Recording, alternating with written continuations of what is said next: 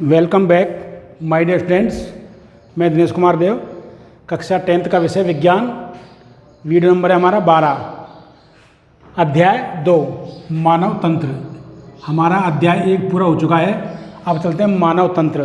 ध्यान देना, मानव प्रकृति की एक अद्भुत और विशिष्ट जटिल संरचना है जो विभिन्न रासायनिक इकाइयों के परस्पर समन्वय से संचालित होती है। ध्यान देना, शरीर के संगठन की शुरुआत, मानव शरीर के संगठन की शुरुआत या शरीर संगठन या जीव संगठन की शुरुआत परमाणुओं, अणुओं और यौगिकों से होती है जो, ध्यान देना, कोशिकाओं, ऊतकों, अंगों, अंगतंत्रों से मिलकर परस्पर जटिल से मानव शरीर का निर्माण होता है। कहाँ शुरू होती है? ध्यान देना, परमाणुओं, अणुओं और यौगिकों से शुरू होती है और कोशिकाओं, ऊतकों, अंगों, अंगतंत्रों से होती हुई शरीर के निर्माण तक होती है। तो आज में इसमें देखिएगा मानव शरीर का संगठन। तंत्रों में देखो आप, सबसे पहले है मानव शरीर का संगठन। मानव शरीर का संगठन, हम ये भी कह सकते हैं जीव का संगठन या मानव शरीर का संगठन। तो देखिए बेटा, शरीर संगठन में आपको देखिएगा कैसे होता है। तो सबसे पहले परमाणुओं, अर्थात ध्यान से देखना इसको, परमाणु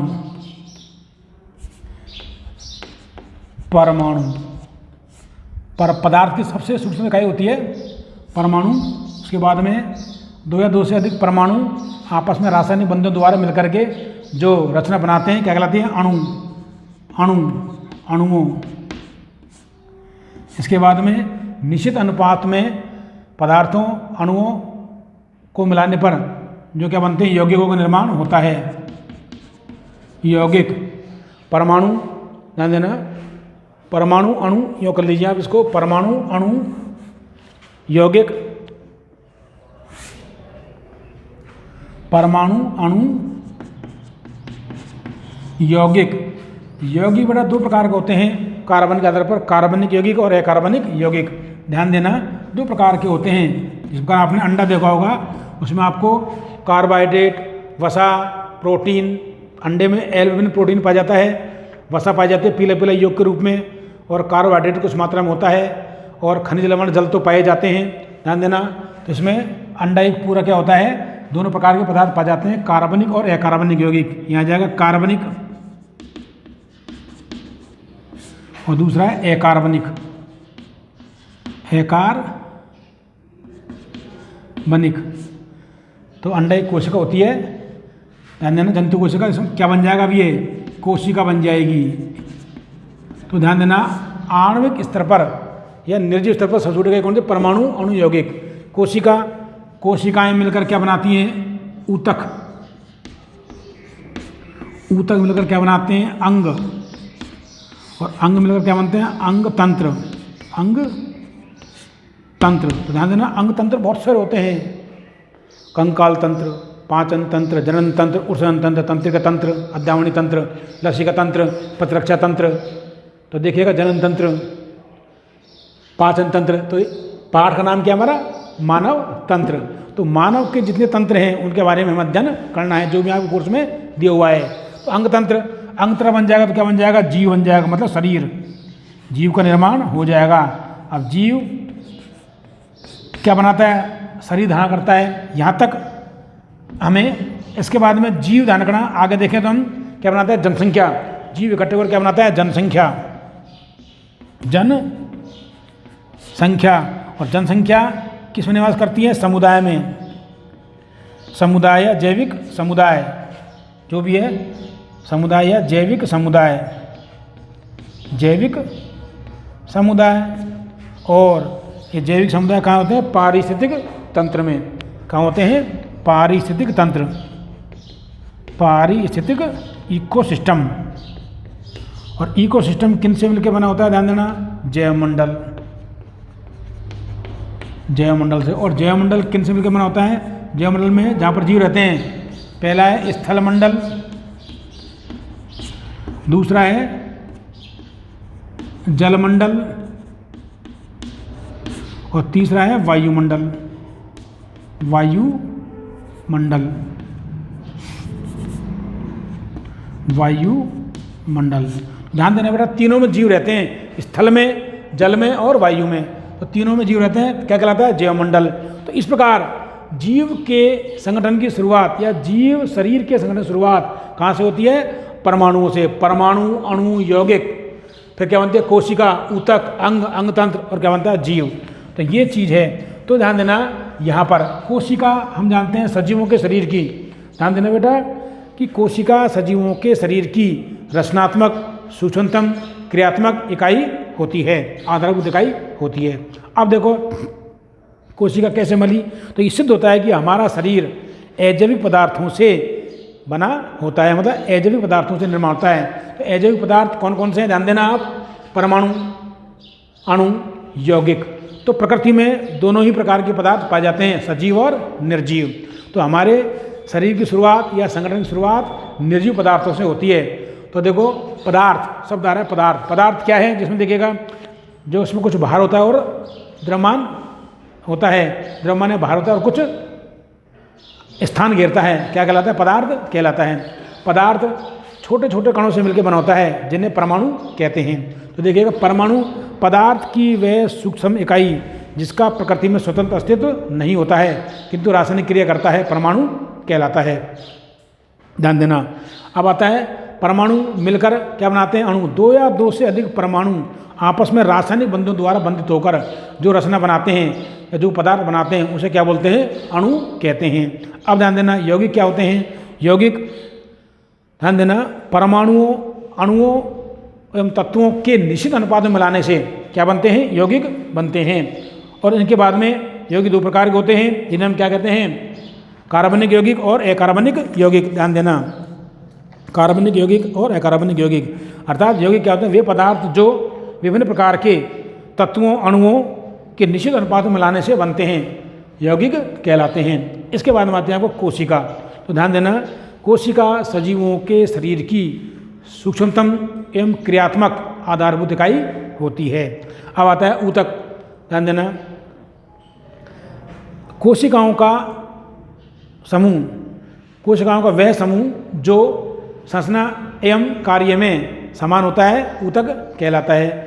अब ध्यान देना, ऊतक एक आपस में मिलकर क्या बनाते हैं? अंग की रचना करते हैं, जो एक विशिष्ट कार्य को संपन्न करता है। और अनेक अंग मिलकर क्या बनाते हैं? अंगतंत्र, जो एक सिस्टम के द्वारा एक निश्चित कार्य को संपन्न करते हैं। जैसे पाचन तंत्र पाचन का कार्य करता है, श्वसन तंत्र श्वसन का कार्य करता है। और इस प्रकार जीव का निर्माण होता है। जीव समूह रहना पसंद करता है। जनसंख्या निश्चित स्थान पर पाई जाने वाली और जनसंख्या अनेक समुदायों में मिलती है, तो जैविक समुदाय कहते हैं। और जैविक समुदाय कहाँ होते हैं? पारितंत्र में और जैवमंडल में। तो जैवमंडल, स्थलमंडल, वायुमंडल, जलमंडल। तो इस प्रकार हमारे इसका निर्माण होता है। तो सबसे पहले शुरुआत होती है कोशिका से। तो ध्यान दीजिएगा आप, कोशिका से शुरुआत होती है। तो कोशिका सजीवों के शरीर की रचनात्मक एवं क्रियात्मक इकाई होती है। ठीक है। अब ध्यान देना, हमारा पाठ का नाम है मानव तंत्र। तो मानव तंत्र के अंतर्गत हमारा सबसे पहले जो शरीर निर्माण में बनता है या भाग लेता है उसका हम अध्ययन करेंगे। तो मानव तंत्र के दौरान हम पाचन तंत्र, श्वसन तंत्र, रक्त परिसंचरण तंत्र, उत्सर्जन तंत्र, तंत्रिका तंत्र, इनके बारे में अध्ययन करेंगे। तो हमारे सबसे पहले इस पाठ के अंतर्गत पढ़ेंगे हम पाचन तंत्र का अध्ययन करेंगे। किसका अध्ययन करेंगे बेटा? पाचन तंत्र का। मानव तंत्र के अंतर्गत सबसे पहले है पाचन तंत्र। पाचन तंत्र, डाइजेस्टिव सिस्टम, डाइजेस्टिव सिस्टम। ध्यान देना, मानव तंत्र में कौन सा है? पहले पाचन तंत्र। बड़ा प्रश्न आता है इस पाठ में से 5 नंबर का। ध्यान देना, ये जो पाठ है ये 6 नंबर का पाठ है आपके, ये आपको पता होना चाहिए। इसमें से 2 प्रश्न आते हैं, 2 प्रश्न आते हैं। एक 1 अंक का, और एक प्रश्न 5 अंक का आता है। ध्यान देना आप विभाग में, तो एक बड़ा प्रश्न आता है और एक छोटा प्रश्न आता है 1 अंक का। तो 2 प्रश्न आते हैं इस पार्ट में से, तो इसी अध्ययन से हमें अध्ययन करना है इसको। तो देखिएगा, डाइजेस्टिव सिस्टम तो किसे कहते हैं? पाचन तंत्र। ऐसा तंत्र, ध्यान देना, ऐसा तंत्र जो आहार नाल एवं पाचक ग्रंथियों से मिलकर बना होता है, या आहार नाल एवं पाचक ग्रंथियों से मिलकर बना तंत्र जो अंतर्ग्रहण, भोजन का अंतर्ग्रहण, पाचन, अवशोषण, स्वांगीकरण और अपचित पदार्थों के बहिक्षेपण का कार्य करता है, पाचन तंत्र कहलाता है। परिभाषा बड़ी हो गई, तो शॉर्ट में कैसे करेंगे आप इसको? तो ऐसा तंत्र जिसके द्वारा भोजन का अवशोषण, ध्यान देना, पाचन, स्वांगीकरण और अपचित पदार्थों का बहिक्षेपण किया जाता है, पाचन तंत्र कहलाता है। तो आप देखिए पाचन तंत्र की परिभाषा देख लो एक बार। परिभाषा, ध्यान देना, ऐसा तंत्र जिसके द्वारा, ऐसा तंत्र जिसके द्वारा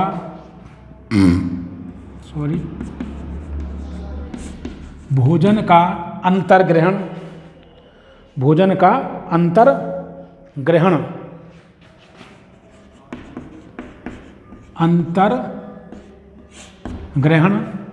भोजन का अंतर्ग्रहण, पाचन, अवशोषण,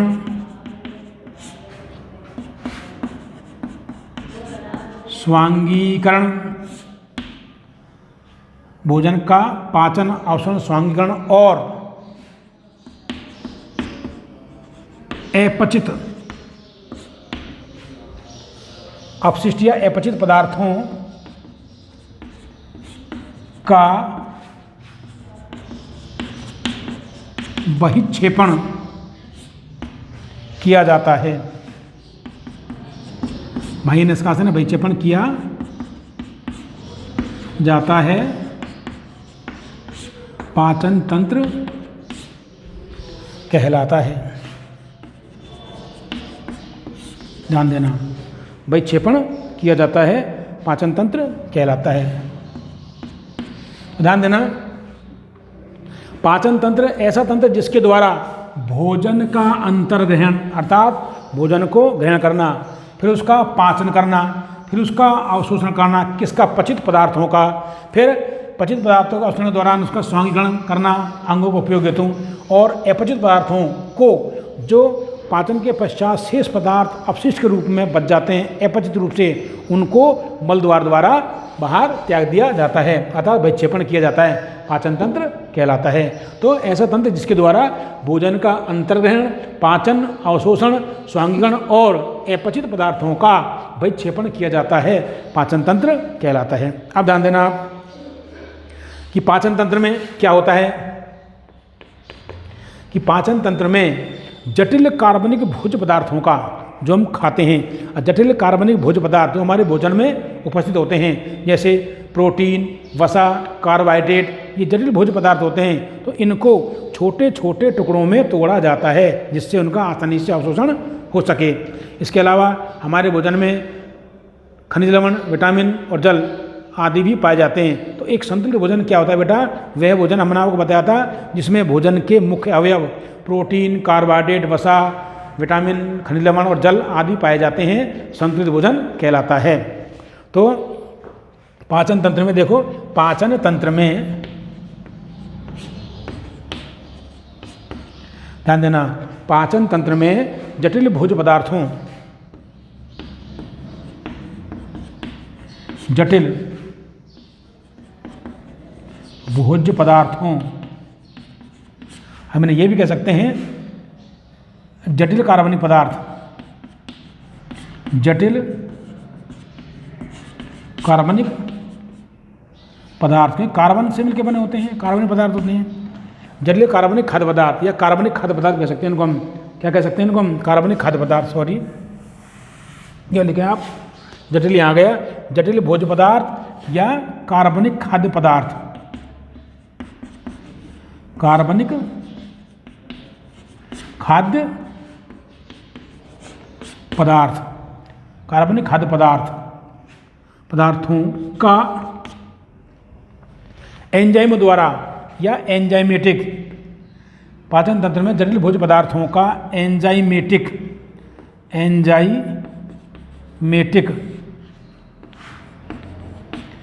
जल अपघटन, एंजाइमेटिक जल अपघटन द्वारा अवशोषण योग्य, कैसे अवशोषण योग्य सरल पदार्थों, अवशोषण योग्य सरल पदार्थों में बदला जाता है, कि पाचन तंत्र में जटिल भोज्य पदार्थों का एंजाइमेटिक जल अपघटन द्वारा अवशोषण योग्य सरल पदार्थों में बदला जाता है या रूपांतरित किया जाता है। ध्यान देना। तो इस पाचन की परिभाषा क्या होती है फिर ध्यान देना। अवशोषण सरल पदार्थों में या सरल अणुओं में, ये भी कह सकते हैं हम, सरल अणुओं में या सरल पदार्थों में बदला जाता है। तो आगे देखिएगा। अब पाचन किसे कहते हैं, तो ध्यान देना, एंजाइमेटिक जल अपघटन द्वारा, एंजाइमों की क्रियाओं के द्वारा उनका जल अपघटन करके उनको अवशोषण योग्य सरल अणुओं में या पदार्थों में बदल दिया जाता है इस तंत्र के द्वारा। अब आता है पाचन किसे कहते हैं। तो देखो पाचन की क्या परिभाषा है, पूछा जाता है कि पाचन को परिभाषित कीजिए, मानव के पाचन तंत्र का नामांकित चित्र बनाइए और आमाशय में पाचन क्रिया का वर्णन कीजिए। ऐसे प्रश्न आता है, बड़ा प्रश्न। तो देखो पाचन के बारे में देखो, पाचन क्या है। पाचन की परिभाषा देखिए आप, मतलब परिभाषा देखो पाचन की क्या है। तो देखिएगा आप ध्यान से कि जटिल खाद्य पदार्थों को एंजाइमेटिक जल अपघटन द्वारा अवशोषण योग्य सरल पदार्थों में बदलना, या फिर और भी शॉर्ट कि जटिल खाद्य पदार्थों को एंजाइमेटिक जल अपघटन द्वारा सरल पदार्थों में बदलना या सरल अणुओं में बदलना पाचन कहलाता है। तो देखिएगा, जटिल खाद्य पदार्थों को एंजाइमेटिक जल अपघटन, एंजाइमेटिक जल अपघटन, आगे देखो इसको, एंजाइमेटिक जल अपघटन द्वारा सरल पदार्थों में बदलना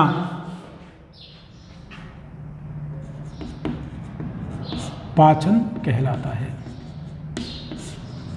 तो क्या है कि जटिल खाद्य पदार्थों का एंजाइमेटिक जल अपघटन द्वारा सरल पदार्थों में बदलना, क्या करो इसको कि जटिल खाद्य पदार्थों का एंजाइमेटिक जल अपघटन द्वारा सरल पदार्थों में बदलना पाचन कहलाता है। तो ये पाचन की परिभाषा हो गई आपको। और शॉर्ट में ये भी कह सकते हैं हम कि जटिल खाद्य पदार्थों का सरल पदार्थों में बदलना या जल अपघटन द्वारा सरल पदार्थों में बदलना, जटिल खाद्य पदार्थों का, इसको टिपिकल लग रहा है छोड़ दो, कि जल अपघटन द्वारा सरल पदार्थों में बदलना पाचन कहलाता है। तो ये पाचन की परिभाषा हो जाती है आपकी। अब आता है मानव पाचन तंत्र। मानव का पाचन तंत्र, अब तक हमने क्या पढ़ा, पाचन तंत्र के बारे में पढ़ा और पाचन के बारे में पढ़ा। अब आता है मानव पाचन तंत्र। मानव का पाचन तंत्र, मानव पाचन तंत्र, ध्यान देने से बोलते हैं डाइजेस्टिव सिस्टम,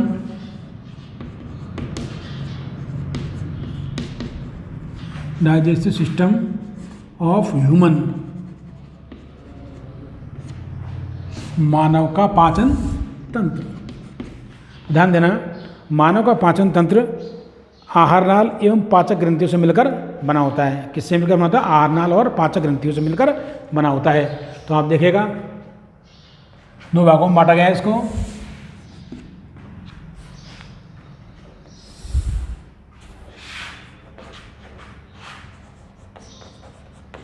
आहार नाल,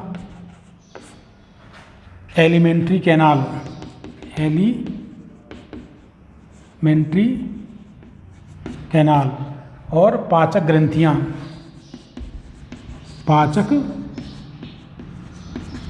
ग्रंथियां, डाइजेस्टिव ग्लैंड्स, ध्यान देना, पाचक ग्रंथियां। अब ध्यान देना, तो मानव पाचन तंत्र आहार नाल और पाचक ग्रंथियों से मिलकर बना होता है। आहार नाल को हम पोषण नाल भी कहते हैं, पोषण नाल भी कहते हैं। ध्यान देना, आहार नाल दो प्रकार की होती है, पूर्ण आहार नाल और अपूर्ण आहार नाल। ध्यान देना, जिन प्राणियों में पूर्ण आहार नाल पाई जाती है और मुख से लेकर गुदा तक होती है, वो पूर्ण आहार नाल कहलाती है। और जिन प्राणियों में अपूर्ण पाई जाती है, वो उनमें गुदा नहीं होती है, मुख होता है, मुख से गुदा नहीं होती है, गुदा तक नहीं होती है, तो क्या अपूर्ण आहार नाल कहलाती है। जैसे हाइड्रा में अपूर्ण आहार नाल पाई जाती है। अब आप देखिएगा आहार नाल के भाग देखो आप, इसमें कौन कौन से हैं। सबसे पहला था मुख, बोलते हैं माउथ, MUTH।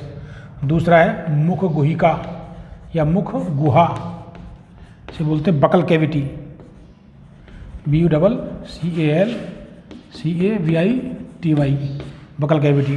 तीसरा है ग्रसनी, फेरिंग्स, PHARYNX।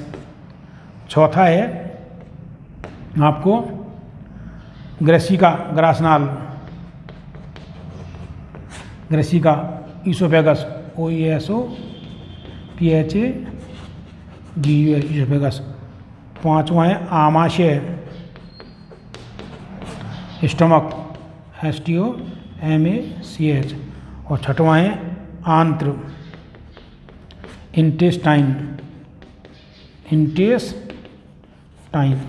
इंटेस्टाइन दो भागों में बटी होती है। ध्यान देना, स्मॉल इंटेस्टाइन छोटी आंत्र, स्मॉल इंटेस्टाइन,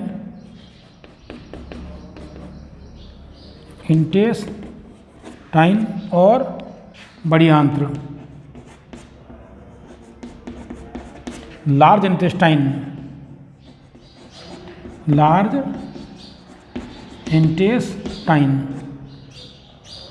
अब देखिएगा छोटी आंत्र तीन भागों में बटी होती है। ग्रहणी, इसे बोलते हैं डोडिनम, DUODENUM, डोडिनम। दूसरा है अग्रछूदांत्र,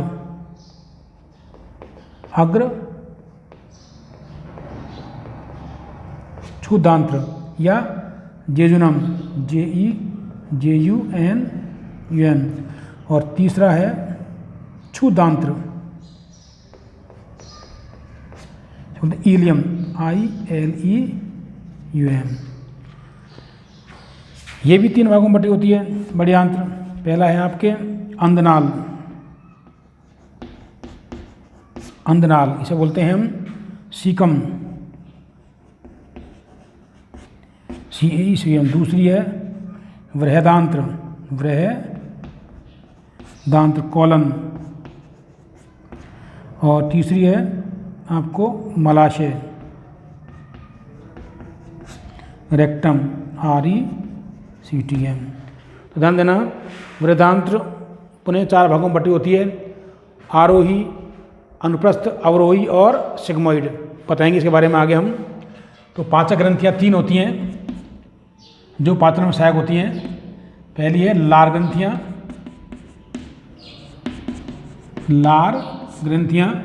मुख गुहा में पाई जाती हैं।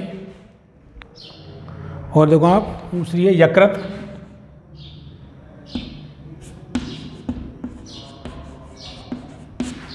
इसे बोलते हैं सेलेवरी ग्लैंड्स, लार ग्रंथियों को सेलेवरी ग्लैंड्स, यकृत, लिवर।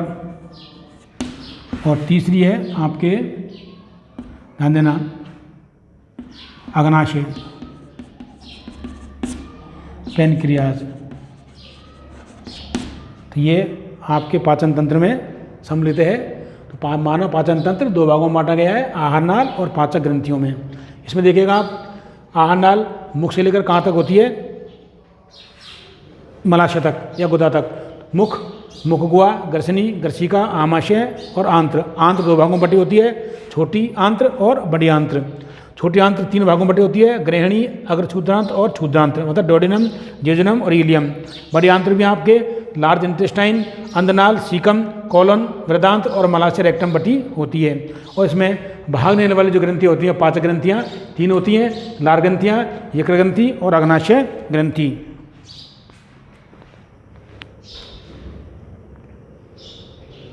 तो देखिएगा बेटा, ध्यान देना, ये मानव पाचन तंत्र के भाग थे, इसमें आहार नाल और पाचक ग्रंथियाँ। अब हम आपको इसका डायग्रामेटिक कल वर्णन कराएंगे एक एक चीज़। आज के लिए आपको इतना ही बहुत है, कल आप इसको देख के आएँ। धन्यवाद।